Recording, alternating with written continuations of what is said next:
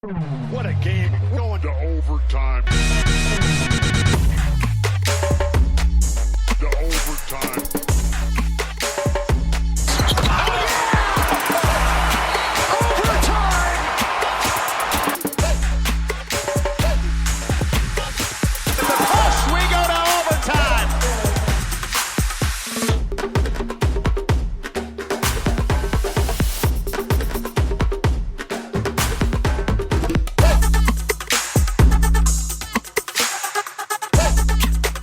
Overtime line. Sam, the trade deadline has passed. How you doing? The craziest deadline in NBA history. I don't actually know if that's true because of last year with the Luka trade.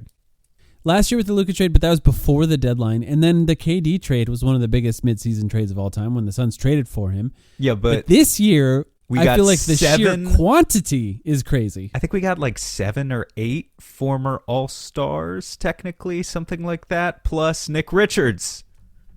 Plus Nick Future Richards All-Star. and future All-Star Nigel Hayes Davis, and That's possibly right. Amir Coffey. Anyway, where do you want to start, man? We got to start Suns, even though it's, anticlimactic. The most boring. Yeah, okay. Amir Coffey and Cole Anthony were traded for Nigel Hayes Davis and Nick Richards. If I had asked you before today what team Amir Coffey and Cole Anthony played for, do you think you would have known? That's a great question. And I think the answer is no. I think I would have gotten it wrong, to be honest. I would have too. I think I did not. First of all, Amir Coffey barely played at all season, so that's partially why for him. But I did not remember that Cole Anthony was on the Bucks, and I've seen the Bucks play multiple games this year. That sort of is a sign of how Cole Anthony has been playing so far this season. And those are two. We'll talk about like what can they maybe contribute to the Suns if they even suit up for the Suns in a minute. Regardless of that, though, these are two real players with NBA experience, right? Mm-hmm. Amir Coffey played close to 2,000 minutes last year. That put him borderline top 100 in the league in minutes played last season as a Clipper. So these are two real guys. I should have known that they were playing for the Bucks, and honestly, I just had no idea. But yeah, it was not like trading for like a second-round contract who you've never heard of. Nobody was going out of their way to watch the Bucks this year, and it should be said they did not trade Giannis, who immediately acted like he wanted that all along as soon as the trade deadline passed. So it is what it is. Lots of Bucks fans getting real defensive in the replies to one of my tweets today. But yeah, the Suns traded. I think the good thing about this trade, for those who don't fully understand exactly what's happening, the Suns were in the luxury tax. They were in the luxury tax that is called the repeater tax, meaning if you pay the luxury tax multiple years in a row, you start to pay a massive penalty. Now, that only affects Matt Ishbia, but it often does decrease the likelihood of going into the tax in future seasons if you don't get out of it in the current season. So for the Suns, this move in some ways was more about next year than it was about this year. Having said that, Nigel Hayes Davis and Nick Richards were the two worst rotation players on the Phoenix Suns to start the season. Neither of them have been good enough to get any minutes, and those are veterans. Now, you can make the case against, Malawach or Fleming, but those guys are young guys. They will get better. Nigel Hayes Davis could not hit a bucket. He played hard on defense, could not do anything offensively. And Nick Richards sunk every lineup that he was in so far this year. So for the Suns to trade two guys who are pretty useless for them this season for Coffey and Cole Anthony and get out of the tax, I think as far as like cap maneuvers and flexibility, pretty impressive. They didn't give up cash. They didn't give up a second round pick. Yep. And Coffey could potentially play on the Suns this year if they need minutes from a guy like him. Cole Anthony, I think, is less likely because Bouye has been good. Jalen Green will get back eventually, and Colin Gillespie, those guys are probably going to be well ahead of Cole Anthony. And, based on what we've heard from Gambo, Cole might not even suit up for the Suns at all. So, he's a lot less likely. Coffey, though, I could see it. He's 6'7", so they don't have a lot of guys 6'7". Do they not? Yeah, Ryan Dunn is probably about that height. Ryan Dunn might even be 6'8". Yeah. And then, Isaiah 6'9". Livers, what is he, like 6'6", 6'7"? He looks 6'6". Yeah. I don't know exactly what he is, but yeah. Yeah. look, 95% of the reason they made this was, it was a cap maneuvering move, and it was to get out of the tax. And so that benefits, right? Because I think it's important for people like to draw the distinction between the luxury tax, which affects basically only Matt Ishbia, and then the aprons, which sometimes people fear monger about, the situation of being in either the first or second apron, where the Suns are no longer in either of the aprons, right? But last year we saw the way in which being in the second apron really hampered their ability to make moves and ultimately improve their team. So there's a difference between them saving money to get out of the tax versus, to get out of the aprons, where it really starts to affect the team in more concrete ways that I think fans would notice. At the same time, I'm not going to fall over myself to applaud them for this move, but I will say the fact that they were able to do it, they basically got the Bucks to do them a favor in getting them out of the tax without giving up a second-round pick. And I don't really know why the Bucks agreed to that, to be honest. I don't understand it. I really don't understand it. But I don't necessarily think it makes. We'll see. I don't necessarily think one way or the other about the players moving in and out of this trade. But the fact that they accomplished it without giving up any picks, bravo to Brian Gregory and team for that. Because I don't really get it from the Bucks' perspective. I think even if we just take a quick moment to think about when the Suns traded for Nick Richards, how horrible of a situation the Suns were in when they made that trade. Just quickly think about it. They had no playable centers as far as we knew, because it turns out Oso Ighodaro turned into a pretty good player this year, but they had no playable centers. We were celebrating the Nick Richards trade. Not just us here on the podcast. We didn't sell him as a great center, of course. We knew. But it was still a better situation than any center that was getting minutes for the Suns at the time. We thought he could stop the bleeding at the time, I think, because Nurkic had such a terrible start to the season. And then we come into this season and there's nothing clearer than they're going to trade him at the deadline for even nothing. They would have been willing to trade him for nothing. I really genuinely think that. Even as soon as Richards was acquired last February, we got him, or it was before February, right? They traded for him in December or something. I don't remember exactly, but they got him to stop the bleeding, and if anything, he accelerated it. The season just got worse and worse. Yeah. I just don't think he ever really got his bearings in Phoenix. I don't think he's a terrible player, but certainly limited in his ability. I mean, I think about as we watch Mark Williams now, because those guys go kind of far back, having both played on the Hornets and on the Suns a bit together. And you just watch a guy like Mark Williams who is similar to Nick Richards in that he's being asked to play the same role. He's being asked to do traditional big man things, but is just so far and away better at every single thing, every single one of those big man things than a guy like Nick Richards, who was often just a disaster when he took the court. Yeah. Fun few moments with Nick Richards when he made some jump shots that we, of course, called him Jimbo Richards. I will miss Jimbo Richards for sure. Let's talk about the guys that the Suns got on the roster. I think once again, Cole Anthony unlikely to stay on the roster. We could just mention he's a small point guard, essentially 6'2" point guard. Played well in Orlando, but often was a guy that they looked at as this guy, even though he's scoring a lot of points. Averaged 16 points per game in his second year. It went down every year since then. It was pretty clear that he wasn't exactly contributing to making them great while he was on the floor. And then his stock continued to fall and fall and fall, where he ended up in Milwaukee, where he did play some, 15 minutes a game, 35 games played so far this season, averaged 6 points per game. So you can kind of see where his career is at this point. And the shooting split's not very impressive either. 41% or 42% from the field, 30% from three, and even 61% from the free throw line. Not that he shot a ton of free throws, but that's pretty bad. I don't know what's going on with him, but it does not look good when you look at the box scores. It's a small sample size. For his career, is an 84% free throw shooter, I will say. So small sample size, and even 3-point shooting 34%, which is much better. Yeah, I think with Cole, again, I kind of doubt that he's going to suit up for the Suns, and even if he did, again, he's behind Gillespie, obviously, in the depth chart. He's probably behind, he's probably behind Bouye, just because I think he might be, man. The defense, Bouye has long arms. Yeah, exactly. I think Cole Anthony is probably, if you gave him a longer runway, like just more of a sample size to build up, a pretty competent offensive point guard. He's a decent playmaker. He's a decent scorer. Again, he has like literally a history of scoring 15, 16 points per game in the NBA. Granted, as you said, that was a few years ago now, but he's done it. I don't think he does anything for you defensively. I think he's a little bit turnover prone. Small, doesn't exactly have long arms. Not a deflections guy. He's a little small, right? Like Jamari Bouye is a little small too, but I think Bouye's just shown himself to be more of a fighter.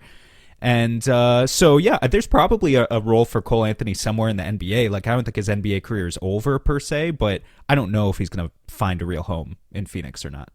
Yeah, and based on what Gambo says, no. I do think Amir Coffey, and yes, people have made the jokes to me already of how much I love coffee. And now we have a player named Coffee. Might have to adjust the ads in our mid-roll. Yeah, we gotta hit up Alchemy Roast. I see an opportunity here. I did see his Instagram handle is Coffee Shop. Just kind of fun. Yeah. But why yes, wouldn't it be? Amir Coffey, though, look. It would be Amir funny if Coffey he was like a big matcha guy, though. It's just like, I actually hate coffee. Actually really like tea, yeah. Boba. He played real minutes in Clippers on good teams, and I do think there's a chance that he could find a similar role to what he was doing with the Clippers for the Phoenix Suns. I mean, he was there for a long time. He played, like I said, 24 minutes last season, 20 minutes the season before, and that's in 70 and 72 games. In those seasons combined, in those two seasons, he basically shot 39% from three. If you 40% if you combine both seasons, which is pretty good. Almost 41% really last season. Yeah. This season he's shooting 28%, but like you said, not a ton of sample size from him. Really small sample size. Let me pull it up for you. 25 total three-pointers shot so far this season. He's 7 for 25 from deep. He's only played garbage time basically this year. Like, you just got to throw out those stats, in my opinion, and judge him based on what his entire career has been, which he's a 7-year NBA vet. Again, this is why it was weird to me. Like, this was not trading for a 15th man on a roster, or at least in the traditional sense to me. This is a guy who's played real minutes, and he started 69 games throughout his career, throughout those 7 seasons, right? Yeah. So, like, he has a history of not just getting on the court, but also being able to start in a pinch. Now, has he ever made his team enormously better? No. And has Amir Coffey ever been, like, a guy that you really lean on to, we need a win tonight, we're going to need 20 points out of Amir Coffey? No. He's more like a poor man's Royce O'Neal, maybe, is the way to describe it, which Royce O'Neal is already, like, he's a role player. And then Amir Coffey is the poor man's version of that. But I think he's competent. I think he could certainly get in a game in the back half of this season and play some minutes if they need it. Is he going over Isaiah Livers in the depth chart? I don't know. He could. And that would be fine, probably. How about this? April 10th, 2022, 43 minutes played against OKC, 35 points, his career high, 13 rebounds, 5 assists. I was curious. I'm gonna have to pull up those highlights. I'm sure they're on YouTube because I'm guessing it's a lot of catch and shoots.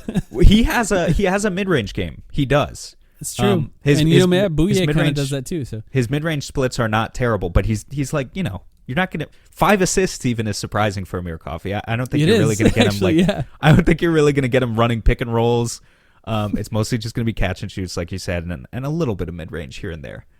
But here's the thing: fine. Like, he's fine. If you think about what Matt Ishbia and what Brian Gregory and even Jordan Ott, when he got to the Suns, said over the summer, and this keeps repeating and replaying in my head, the guys they want to get have to represent the culture that they're trying to build.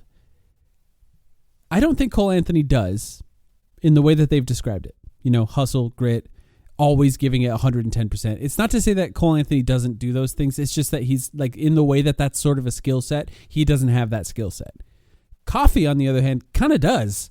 he really has the things that they anticipate that you need in order to embody the culture that the Suns are trying to create, because that was the role that he played with the Clippers, who had a great coach and had the ability of using him properly. You know, the wingspan isn't 7 feet, like it's 6'8". Basically, he's 6'7", so it's a slight plus wingspan overall. But he's got a slight plus wingspan, which is valuable. He's not a power forward, right? Some people are going to look at the 6'7" thing and say, he's a power forward. The Suns need a power forward. Amir Coffey. I feel like we've said 6'7" too many times on this podcast. We have, and I tried really hard to not make a joke about it, and you just ruined it. So anyone listening in like a minivan with kids is probably losing their minds. Yeah, I'm really sorry. That. Really sorry. That's how tall he is. It's not our fault. Yeah, what can I say? It's hard when you're a basketball fan. That's just the reality. If you care about coffee and how it's made, check out Alchemy Roast. They roast in small batches and source their beans responsibly, focusing on flavor instead of mass production. The result is coffee that's balanced, well-developed, and easy to drink, whether you brew at home every day or just want something better than grocery store coffee. You can order online at alchemyroaster.com, and if you use the promo code TIMELINE at checkout, you'll get 10% off your order. Go now to alchemyroaster.com, my favorite coffee, and use the promo code TIMELINE at checkout. Get 10% off, support a local Phoenix business, and get the best coffee you can buy. He's a shooting guard, small forward, and the Suns certainly have plenty of those already, and they acquired another one, right? This is why, in a way, one place I want to steer the conversation here real quick, one of the big stories to me from the Suns' perspective at this deadline is they traded Nigel Hayes-Davis, who's like a small forward, maybe a power forward, like at best. Mm-hmm. And then they traded Nick Richards, who's a center. And in return, they got a point guard who maybe won't suit up for them. Right. And Amir Coffey, who I would describe as more of a 2-3. I think they traded Nigel Hayes-Davis, who's like a 3-4, for Amir Coffey, who's more of a 2-3.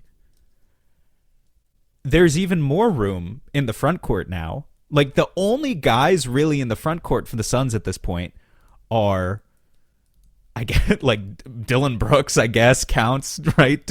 So Dillon Brooks, Mark Williams.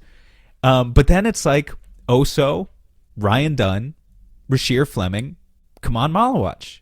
It's the 4 rookie contract guys who there is going to be, and like, you know, a little bit of Royce will have to play some of those minutes, and Isaiah Livers will have to play some of those minutes, and whatever. But there's real opportunity now for a guy like Rasheer Fleming to play minutes in the second half of the season, and for us to find out what he's actually ready for.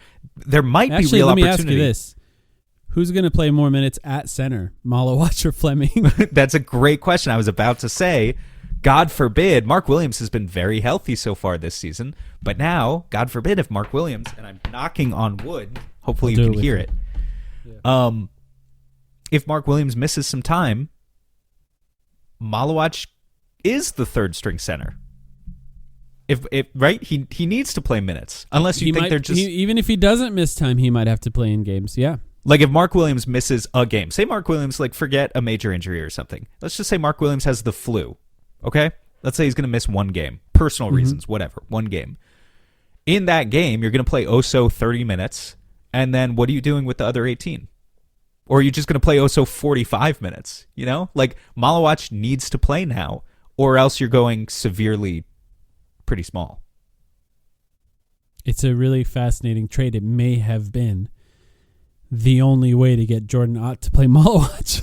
Yeah, they might be forcing get rid his hand. Of every other option, and he might still not play him. Like, yeah, I'm serious when I say maybe Fleming plays like backup minutes at center, and you know, in a game without Mark Williams, Oso plays 39 minutes, and 9 minutes are played without a center. Jordan Goodwin at center, Dillon Brooks at power forward, Grayson, Royce, and Colin or something. They've done very little small ball that way. In a sense, like every time Oso plays small ball because he's not big.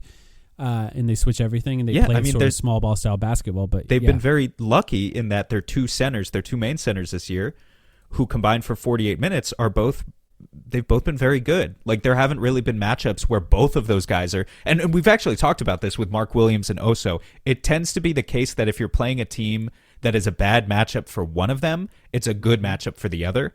So you always find a way to get to those 48. It's not just like, you have two foul happy lumbering bigs who get played off the floor in 20 minutes and then the rest of the time you need to go small. Mm-hmm. Yeah, I think the conversation about where the Suns could go from here is pretty interesting for multiple reasons. I think identifying Malawach as somebody who this changes his place in the pecking order for the rest of the season is the right first place to think. Because if he's going to get minutes, this is the reason why. His play to this point, he was not going to this season outplay Oso Ighodaro or Mark Williams. Both of those guys are playing really well so far this season. So he needed sort of some room to open up on the roster in order for those minutes to be there for him. I didn't expect they wanted to do that this season, but they are. I thought maybe they would still look for another way to get a center. And I guess technically they can. And we can talk about the options in just a second for how they could potentially do that. That's the first place my mind went. Another place is the two-way guys. We got Livers, we got Bouye. Both of them have played really well. Bouye, I think, especially has stood out. But Bouye also sort of faces the most opposition as far as the players in the depth chart that are above him. Now, he has played well enough individually to secure a spot on the roster if the Suns decide to do that, because now they have the availability to do that and still potentially stay under the tax. So they could promote him. Livers, plays a position with less guys that are ahead of him, being that it's a forward position and there's two forwards on the court at all times. And you kind of have to find ways to give those guys minutes. He's also not just a forward. He's one of the guys on the roster that width-wise, is big enough to guard some of the bigger guys that are on the court. They don't have a lot of those guys. So maybe Livers finds a way onto the roster soon. Or you could make the case that Amir Coffey is now ahead of Livers. Do you think that? He's had a better career. Yeah. I mean, Livers' biggest issue in his career, for those who haven't followed it, he's a first-round draft pick, has just missed a lot of time due to injuries, and a lot of injuries have impacted him in really negative ways throughout his career. So the potential for Livers is still there with him. But yeah, I do think Coffey's a much better shooter than Livers. He just is. But I do think Livers embodies the spirit of what Phoenix is trying to do, their identity a little bit more. So if push comes to shove, I think probably Livers is a more valuable player. Mm-hmm. I could be proven super wrong about that though, because if Coffey has averaged 10 points on 40% 3-point shooting in the past, right? And I don't really think Livers can do that. So who knows? Yeah. What about Ryan Dunn? Does this impact Ryan Dunn at all? That's why I looped him in. Oso, Ryan, Kaman, Malawach, and Rasheer Fleming. I think all of them. Coffey is the same size. All of them could benefit. Oh, you think Coffey could go over Ryan Dunn? God, I hope not. I'm not saying he should. I just wonder with how important shooting has been to this team. Jordan likes shooters. He does. He likes shooters, and he likes high effort players who can also shoot, which is a rare combination, and it's something Coffey could potentially be. Ryan Dunn has all the effort. He does. Ryan's hitting some difficult. I mean, I know the percentages are what they are. In the last game, yeah. Yeah, he was 2 for 2. He hit them right one after another, and he only played 9 minutes, man. That's happening more and more often with Ryan, but his 3-point shooting, what's his percentage now? It's 31 maybe? 32%, baby. That's higher than Amir Coffey so far this season. It's true. A lot more taken. That's the thing about Coffey, right? He's an undersized wing. So if he's not going to shoot the 40% from deep that he did with the Clippers, he's also a terrible rebounder for his career. Just doesn't rebound.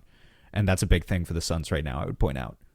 I think he's competent defensively, but if he's not going to shoot the way he has historically, then there's not really any value there. It will be interesting to see. So I should mention, too, I brought up the idea that the Suns still could get another center. So what's going on with the Suns right now, right, is the roster is relatively set. They could not have Cole Anthony on the roster. How they do that remains to be seen. This is something Gambo has hinted at once again. That opens up multiple roster spots. They already, for those who didn't realize, already had an open roster spot throughout the season. So they traded 2 for 2. They still have one open roster spot. They can clear another one by Cole Anthony going somewhere else, right? Getting cut, basically.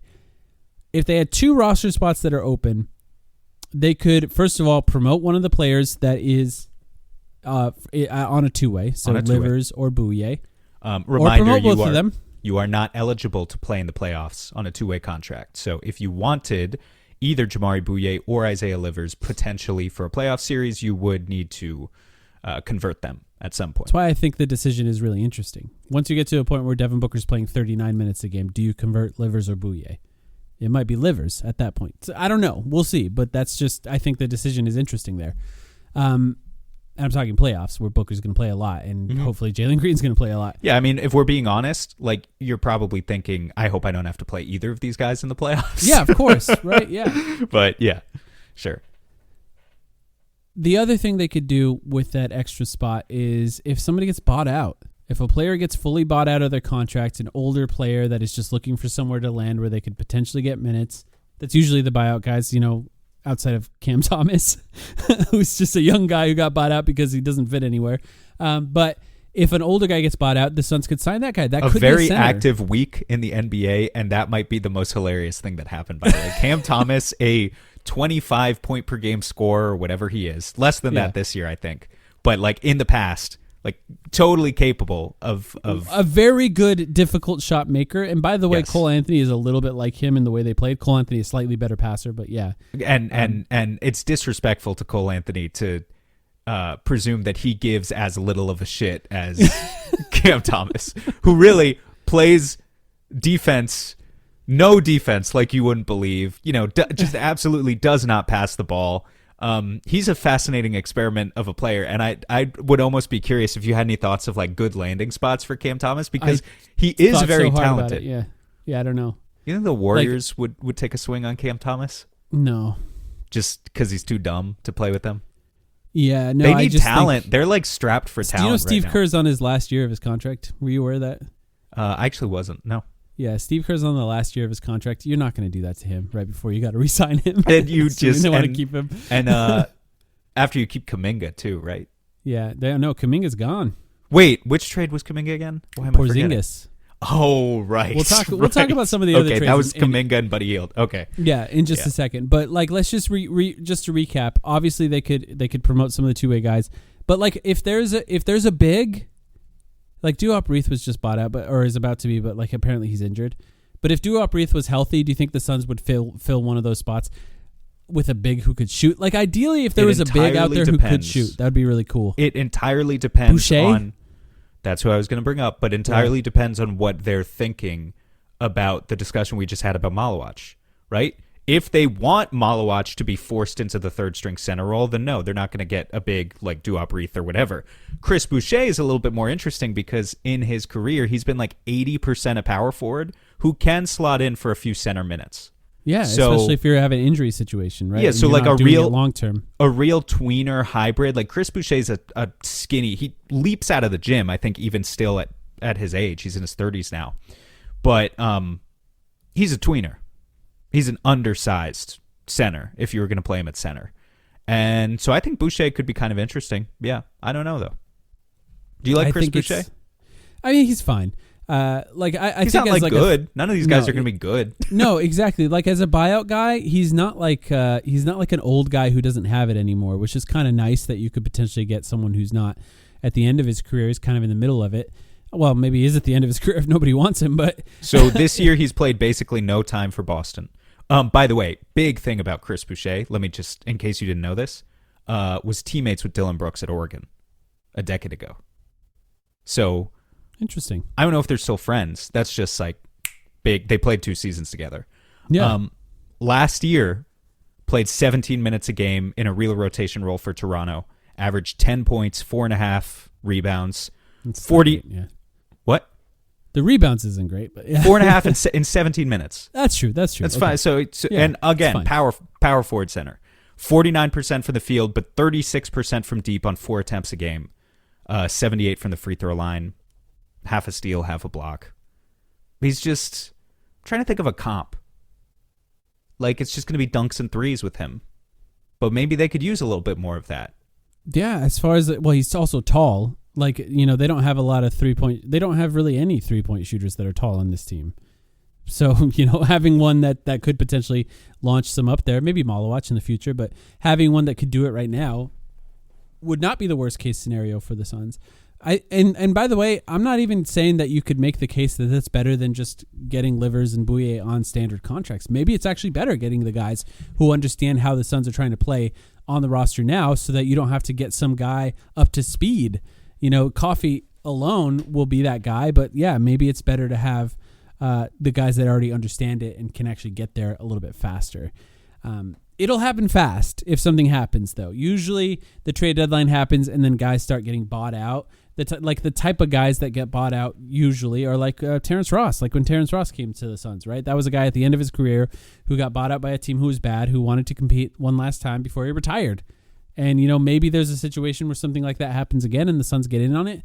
Maybe not. Maybe they just get these guys up. But I think we're going to know probably in the next few days, at the very latest, what the Suns are planning on doing. That is to say, though, buyout-wise, they don't have to convert Livers or Bouye now.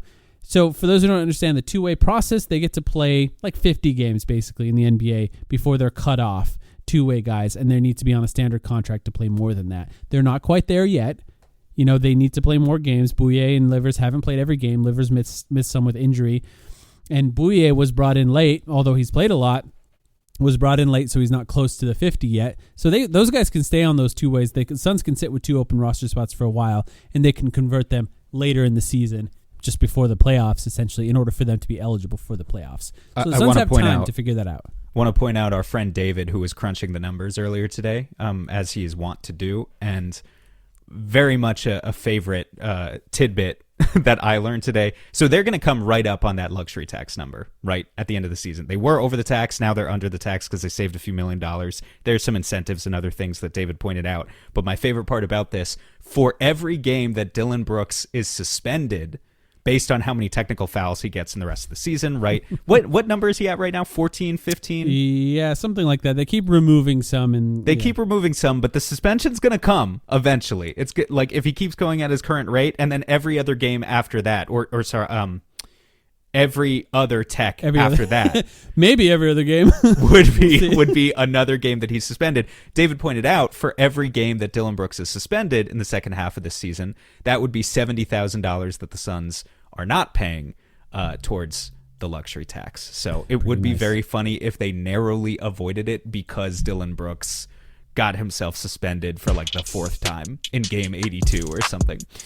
So I'll be monitoring that. That's just got a chuckle out of me.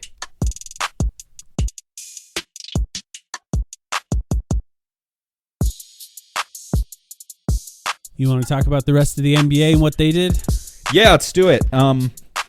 So here, the highlight to me is there's some big ones. Well, there's some huge ones, but the highlight is the Harden one. The highlight is still the thing that didn't happen, and I think specifically as a Suns fan, it would have sucked if because you're already thinking about OKC is building a dynasty potentially.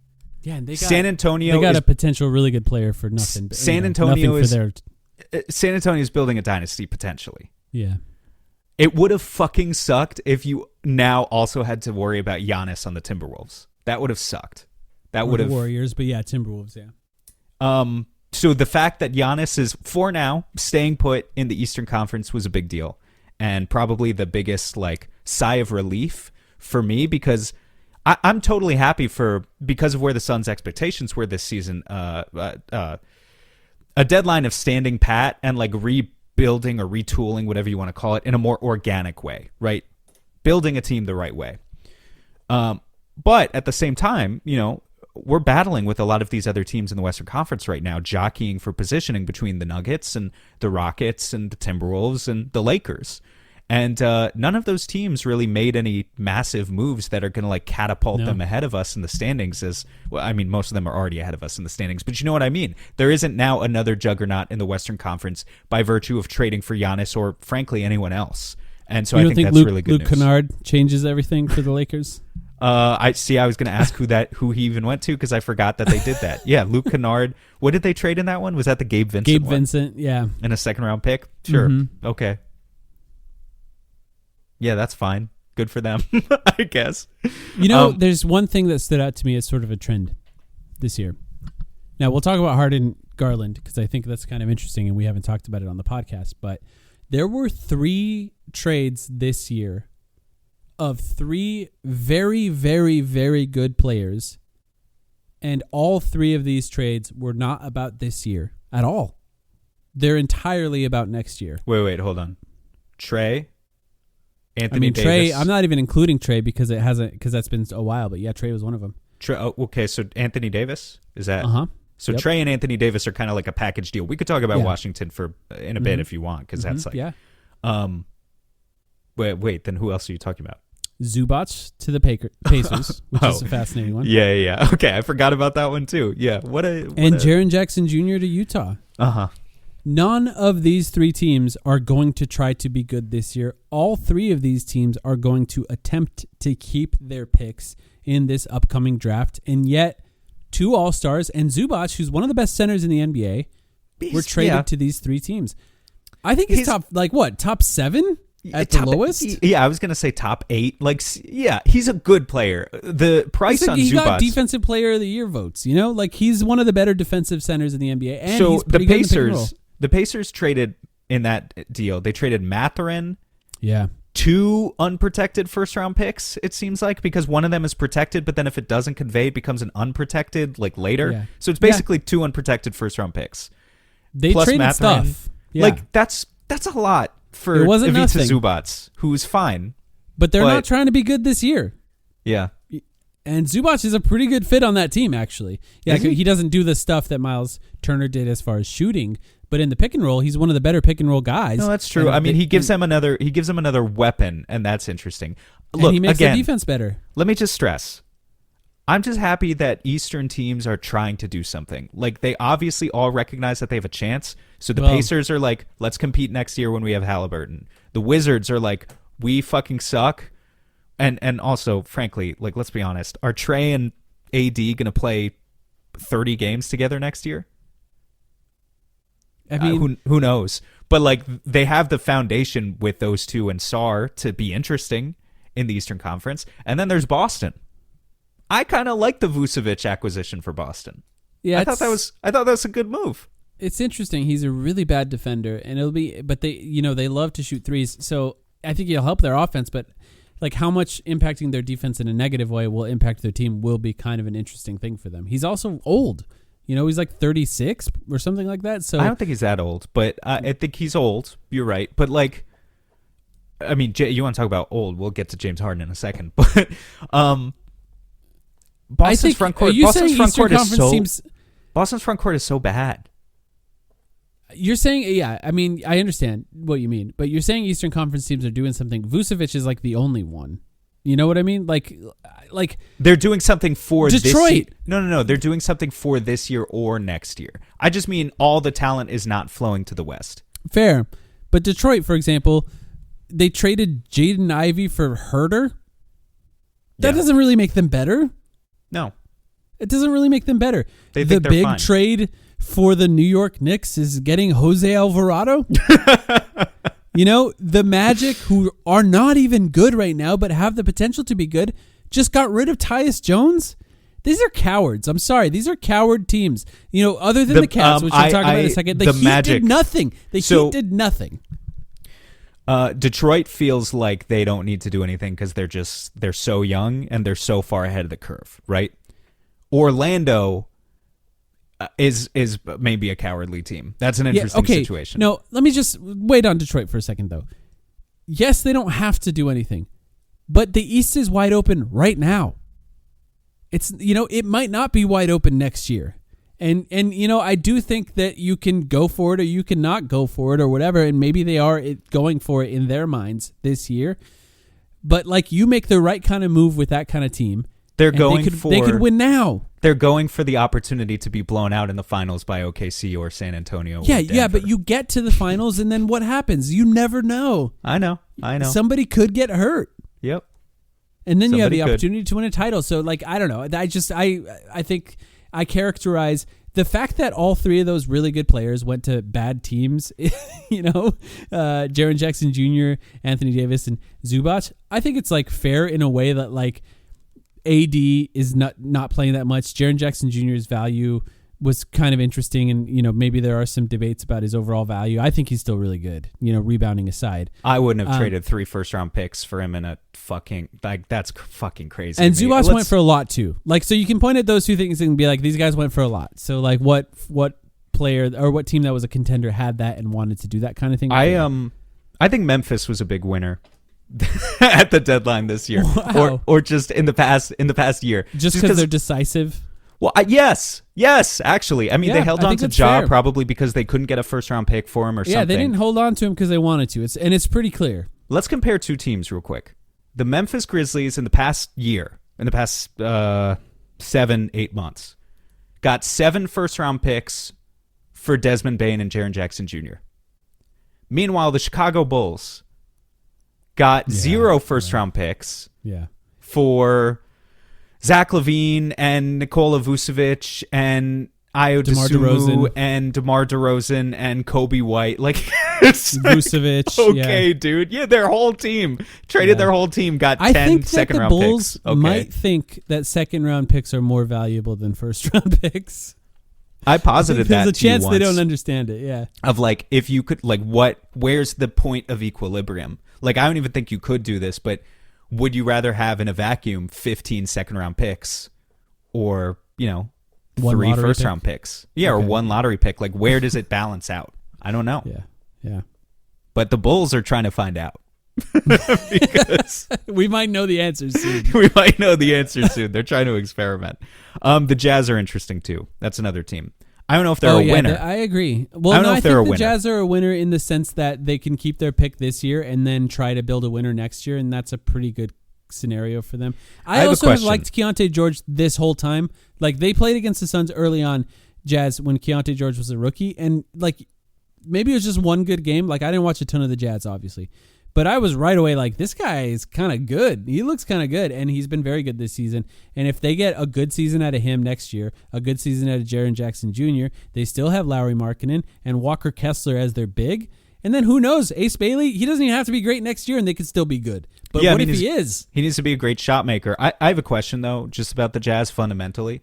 Because it's clear Danny Ainge is trying to do something like a little bit different, but You mean build a gigantic team? I'm That's a little what I- worried that they're going to want Colin Gillespie, by the way.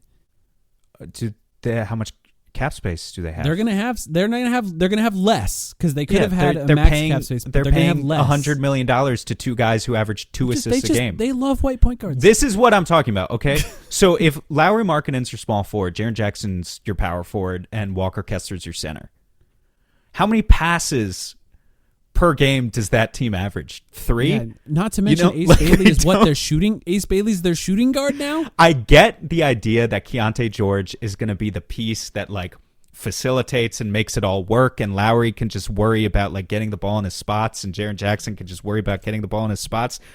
It just feels clunky, especially because Jaren Jackson is not like there is a benefit to a big playing at a smaller position, or just like having a massively oversized front court if those guys are actually like grabbing a ton of rebounds, a la the Houston Rockets.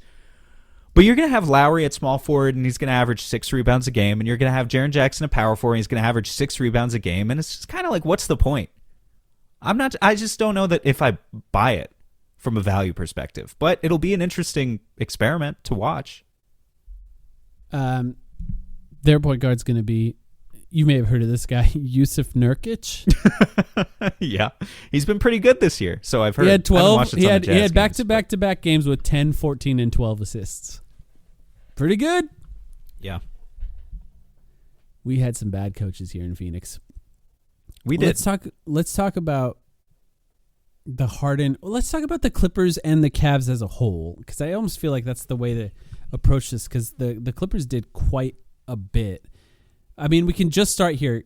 Garland and Harden are just swapped, right? So now Harden is on the Cavs with Donovan Mitchell, and they have that team still kind of put together. Garland was a very, very, very good on that team last year, and really is struggling to stay on the court this year. And I'd be surprised if he plays a lot of games for the rest of this year. We can talk about what the Clippers do in the future, but how do you feel about James Harden on the Cleveland Cavaliers? Yeah, well, there's a team that's going for it, right? Yeah, I think they're kind of interesting. Like they're the least cowardly team of all the East contenders. Sure they are. I think we'd probably seen enough of Garland on the Cavs. It's been 5 or 6 years now, and 2 or 3, not even deep playoff runs, but 2 or 3 playoff runs with Cleveland, right? Where Darius Garland, I think, is a good point guard, but hasn't really had any big moments. He can't stay on the court. Yeah, but even when he does play, like, he hasn't been a particularly good playoff performer. Yeah. And neither is James Harden, for the record. Yeah, that's true. But I just think he is in the first 3 games. I just think it's one of those situations where, like, I don't think you can blame Cleveland for, even though James Harden is way older than Garland. I don't think you can blame Cleveland for being like, we've seen enough. It's time to move on, and go for something else.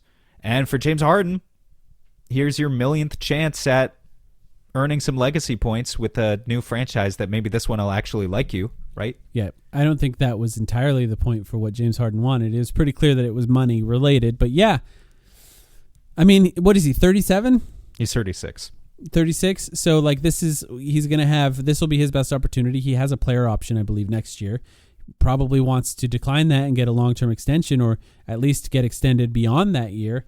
But we're probably going to see him in Cleveland for 2 years, but with Harden, you never know. This is a very good team around him, though. But they play very not hard in basketball, though. This is their Mikal Bridges for Kevin Durant swap trade. I mean, without all the picks and, Cam Johnson and everything else. Without being, like, crushing to their future. Yeah. It's not a perfect one-to-one comparison. But the idea that, you're trading the guy who's in his prime for a guy where you're going to get 18 months out of him, maybe, and the fit is going to be wonky, and the talent aspect alone obviously was not enough to get the Suns over the hump in the Western Conference, not even close. They won 1 playoff series with KD. But in Cleveland, again, the conference is so bad, maybe it'll be different. Let me just to go over everything they did. They traded DeAndre Hunter for Keon Ellis and Dennis Schroeder, which, by the way, after trading for James Harden, feels kind of stupid. Keon Ellis and Dennis Schroeder are both guards, and now they also have James Harden, who's going to. Keon Ellis is a shooting guard, and is Schroeder even going to stay there? I mean, he might get waived. Yeah, I mean, he won't be there next year. He gets traded every few months. And then Darius Garland for James Harden. They traded Lonzo Ball for nothing, basically to get off of his contract, including sending cash out, and then waived a couple of guys on their team as well. Will be interesting to see how that plays out. I have a feeling it could be a little bit rocky at first, but then they'll look good, and then they'll get knocked out in some dramatic fashion, classic James Harden way in the playoffs. I wouldn't bet on them to make the NBA Finals, let's say that. The Clippers, on the other hand, they traded 2 of their 3 best players. And if you go like on the aggregate, if you include total minutes played, they traded their 2 best players because Kawhi constantly misses games.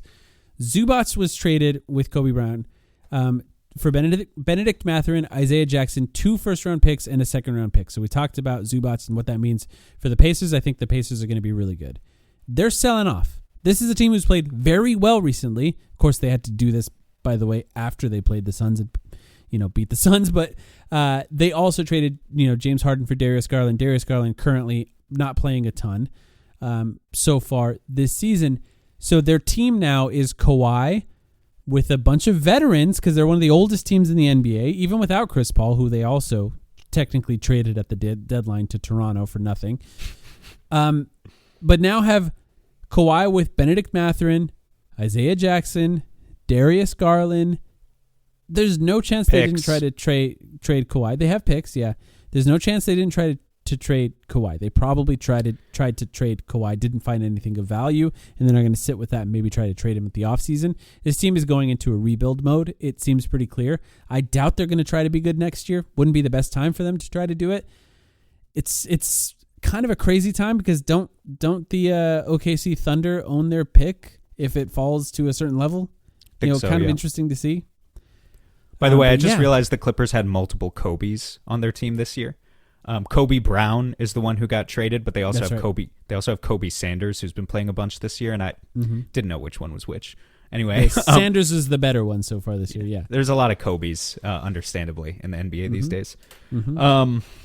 This is a team the Suns are going to face multiple times a year. 4 times a year, and that's why it's always good to have I wouldn't even call them a rival really, but a division rival who's not in like we're going for the championship mode, because at times in the past couple years it's been like you got to worry about both LA teams, and Golden State and Sacramento was a playoff team there for a bit, and now things are cooling down and reaching a certain equilibrium in the Pacific Division again.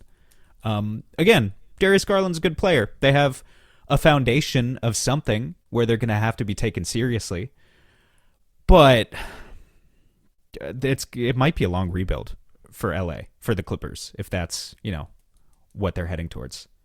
Benedict Mathurin strikes me as like a real, I don't even know, like an innings eater. Like he's just going to, he'll give you 20 points because someone has to score. So maybe he'll be with them for a couple of seasons and do something like that, but I don't know if he's going to be a real foundational piece for them either. Yeah, it'll be interesting to see him on a new team here. Like he had a chance to really show himself or to prove himself on the Pacers this year, and he's just he's kind of disappointed, I think, for what you can expect him to be in the NBA, as many U of A prospects do. In the NBA recently, but maybe he'll find a home in LA and figure out a way to get better there. Speaking of Pacific Division, Jonathan Kuminga and Buddy Hield for Kristaps Porzingis. I don't know. Sure. He doesn't play. Yeah. So, he's a pretty good fit if he plays, but he doesn't play. So for the games that he plays, it'll probably look pretty good. I don't know that it's game-changing for them. But yeah, I don't know. Giannis wasn't traded. They didn't trade a bunch of their assets. They're clearly going to try to trade for him again. Kristaps Porzingis and Giannis with Steph Curry is not a bad fit overall, basketball-wise, as far as spacing goes. So maybe that's just what they're trying to do, build a team that works for Giannis, even though they couldn't trade for him now. They will have another pick they can trade in the offseason, so maybe that's what it takes. But this season, I don't think it's much of a game-changing move. They clearly just wanted to get off Kuminga, who hated it there, and they hated him. So I would say it's decent value, given that Kuminga, everyone knew the situation, right? There was no ability to just play him and up his trade value. So, decent job by Golden State there. I don't know what the highlight of Kristaps Porzingis' tenure in Atlanta was, where he played 10 games and then got traded. But, yeah. Last team, I just got to read everything the Chicago Bulls did. They traded Emmanuel Miller for Dario Saric and 2 second-round picks. They traded Kevin Huerter and Dario Saric for Jaden Ivey and Mike Conley. They waived Javon Carter. They traded Nikola Vucevic and a second-round pick for Anthony Simons and a second-round pick. They traded Kobe White and Mike Conley for Colin Sexton and Ousmane Dieng and a second-round pick. They traded Dalen Terry for Gershon Yabusele. They traded Ayo Dosunmu and Julian Phillips for Rob Dillingham and Leonard Miller and 4 second-round picks. And then they traded Ousmane Dieng. And then they traded Ousmane Dieng again. He's been traded again for Nick Richards. But by the way, that's the landing spot for Nick Richards, because before Nick Richards was on that team, they didn't have any players above 6'8". So who's still on the? So it's Anthony Simons, you said, is there. Anthony Simons, Jaden Ivey. Okay, so they have Anthony and Simons and Colin Sexton. So Anthony Simons, Jaden Ivey, Colin Sexton, Rob Dillingham, another point guard, and they still have, Josh Giddey, who even though he's 6'7", is a point guard. That's not even 4 point guards. That's 4 combo guards who dribble the hell out of the basketball. Just dribble the air out of the basketball, because you've got Colin Sexton, Jaden Ivey, and Anthony Simons are just gonna get theirs. First of all, if I sometimes when I look at what other teams do this time of year, I think about, God, what if I had a podcast about this team? And I thought about this for the Bulls, and the first thing I thought was, well, easy to get a lot of content out of this. There's 10 new players on this team. But the other part is, how could you be happy with any of this? You have to talk yourself into Jaden Ivey, which I think is, of all the players, probably the easiest guy to talk yourself into, because he's young and has high potential, but also could not figure it out in Detroit and hasn't exactly done a ton to make you very excited. But even beyond that, is not a great fit with the players that you have right now. So it's just a weird thing for this team to do. But they were the most active. By the way, only 3 teams in the entire NBA did not make a trade this season. Those 3 teams are the San Antonio Spurs, the Miami Heat, and the Houston Rockets. Oh, that reminds me. I was about to say not the Thunder, but the Thunder got Jared McCain. Yes, I can't. Okay, that also We forgot about that one. Good pickup. Jared McCain for a first-round pick and 3 second-round picks is what that trade was. Yeah. Why did the 76ers do this, and why did they do it now? But they don't have any room for him in their depth chart. He's playing like 15 minutes a game because they have too but many guards. part of the reason he's playing 15 minutes a game is because he hasn't quite gotten back up to speed for how good he was last year before he tore his ACL. Yeah. So to me, having 3 really good guards that only one of them is on a big contract is really valuable. Like, I understand that all 3 of these guys can't play a ton, but all 3 of them can play together in different configurations. They really can. So I really don't understand why you don't at least wait into the offseason or maybe even the middle of next season. You could probably still get a first-round pick from him at that point, especially if he starts playing better. Maybe you get more, but like think about the Suns without Colin Gillespie, for example. How much of a disaster this season would have been. What if one of those guys misses time? And now you don't have Jared McCain to fill it in. It just doesn't make sense that a team like this would do this now and not for a player that can play and contribute right now. Like, a first-round pick is valuable. Don't get me wrong. You can get a good player, but, like, can you get one better than Jared McCain? Not than he was last year, man. He was really good last year. I mean, it entirely depends on, the Sixers are going to be the team that's most familiar with what Jared McCain's health status actually is. And they might be thinking they can flip that first-round pick into a player that can help them in the front court where they just need it more, He's averaging in a Giannis trade. He's averaging, yeah, maybe. He's averaging 6 points a game this year, I think this is just... I mean, he's been bad. It's a great gamble for OKC because this is a 21-year-old that's what, player. I think, honestly, that's probably what bugs me about it the most. Why give OKC this? Because he could be really good soon. I know. He's a 21-year-old player who got Rookie of the Year votes last year. Like, it could really and pay probably well would have won had he played the whole season. Mm-hmm. It annoys me that he's on OKC now. I like him, and I don't want him to go to a team that I hate. So that does annoy me. Did Denver do anything?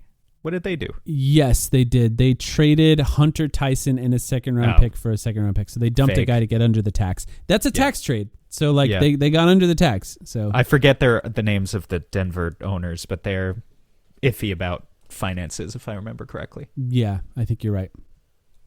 So that's basically everything. I think there's no big trades that we didn't cover. I mean, the Wizards did a lot, but we talked about Anthony Davis. Anthony Davis. I mean, just it's a big deal.